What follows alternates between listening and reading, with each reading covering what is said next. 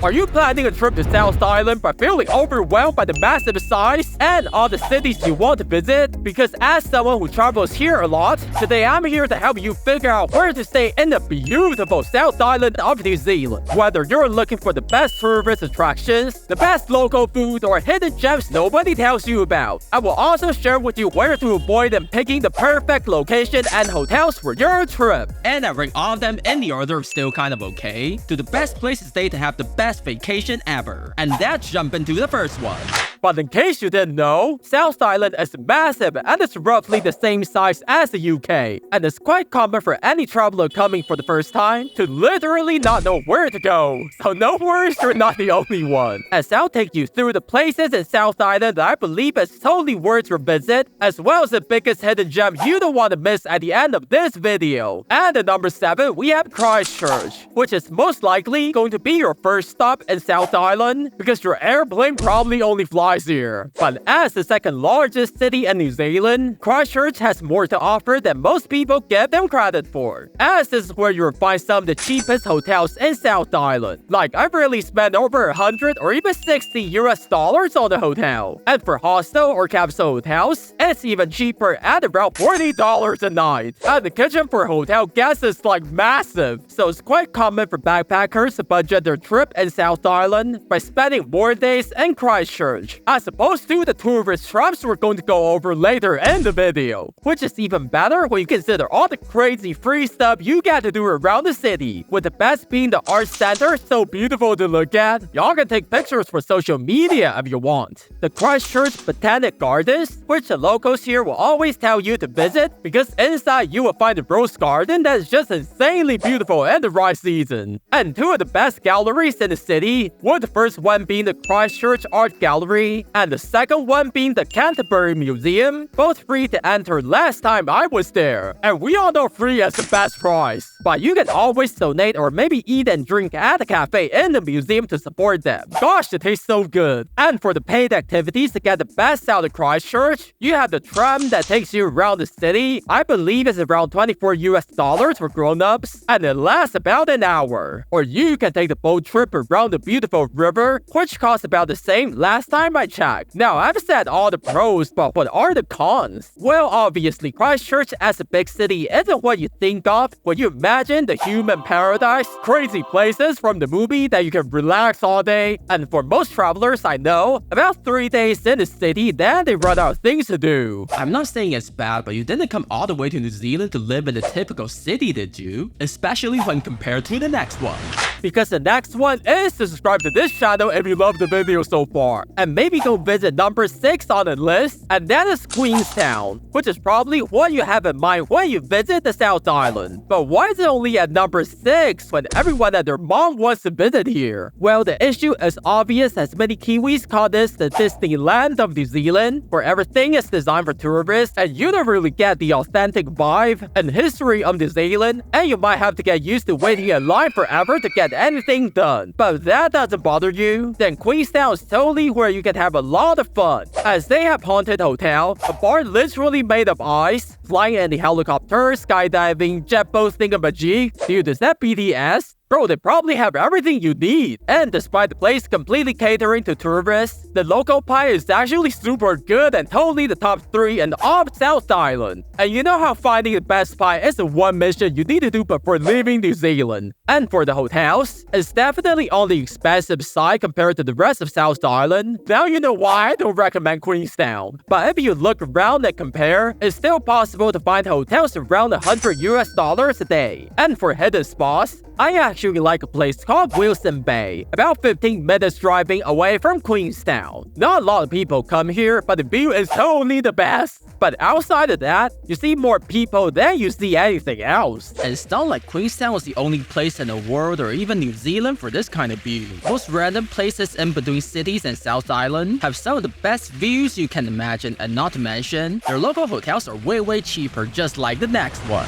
And that leads us to number 5, and that is Arrowtown. Arrowtown, because they always say if you want to see history, go to Arrowtown. And boy, are they not speaking the absolute truth, because this town is all about history, and like a crazy ton of tourists. Please, for anyone watching, don't jaywalk like this. It's literally dangerous. But Arrowtown is famous for a few stuff, and one of them is the scarecrow, especially around the autumn festival and stuff. The other thing is the cute little houses you see, which they call the Arrowtown Chinese settlement. The history is a bit complicated, but long story short, this used to be a gold mining town, and many people live in those houses, I guess. Again, it's free to enter. I don't know why they don't sell tickets. It's easy money, bro. But the best thing will always be the local bakery. Like, they put pumpkin into the pie. That's crazy good, y'all. And with how crowded the whole place is throughout the day, you might as well just grab the pie and move on to the next. Even the locals living there are complaining out in the open about how they want tourists to leave so life can go back to normal. So there's definitely a sense of over-tourism, and maybe everyone should look for somewhere else for their vacations. But speaking of that, I don't know why nobody seems to talk about the next one, and that is our number 4, Cromwell. It's actually a nice little town next to Queenstown, super famous for having the best and juiciest fruits, and the hotels are a lot cheaper, and whatever you need you can mostly find it here. So I guess it's a hidden gem that hasn't been overrun by tourism, thank God. And number 3 is also pretty close by, and that is Lake Hayes. There are things I absolutely love about this place and would recommend, but also a few concerns, and you'll know what they are real soon. So it's easy to spend the whole day here while seeing more ducks than human beings, and you could go in circles around the lake and just chill. And after that, the local wine is like super good if you're interested in that too. But the problem is also obvious. Last time I checked, there was only a super luxury 5-star hotel and a few Airbnbs, so staying here for the night might be a problem.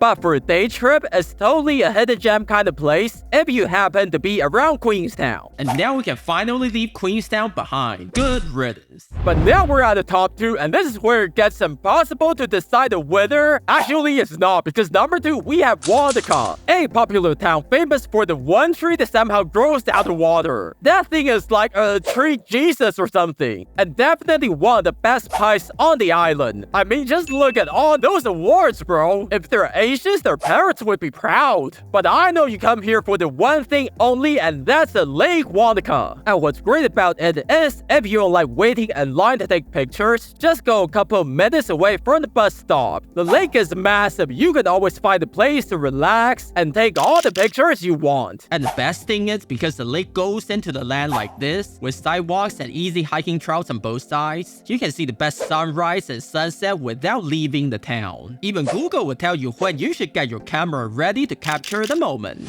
But hey, before we go to our number 1 place to stay, let's go over the honorable mentions, because South Island is so big, and I want this video to be 20 hours long. So here are some of the best. You have Greymouth over here, super beautiful and totally recommend. Oamaru over here, known for tiny penguins and stuff. And lastly, in Invercargill, they have a Queen's Park, and some say it's the most beautiful in New Zealand. But the number 1 best place to stay in South Island has to be Dunedin. And not just because they have the best view in New Zealand, not only because you get to immerse yourself in history every few steps that you take, not because they make the best pie in the world. Okay, that's totally the reason. Like, here's what happened. So I got off my airplane, was waiting for my shuttle bus, and suddenly decided to ask everyone I saw, do you guys know where to find the best pie? And they literally gave me decades worth of story of when I was little, I was there about this pie, and my gosh, dude, they taste absolutely amazing. But that's not all, because there are more things to do than any of the travel guides or even Google Maps would tell you. Just to name a few. You have the Dunedin railway station looking absolutely gorgeous, and inside them, you will find the New Zealand Sports Hall of Fame, costing a few dollars to enter if you're interested in how chopping wood used to be a sport. And next to it, the Clair beach, where, if you're lucky enough, you get to see those sea lions taking a nap. And last but not least, the Larnach Castle, which is like a must-see if you visit here.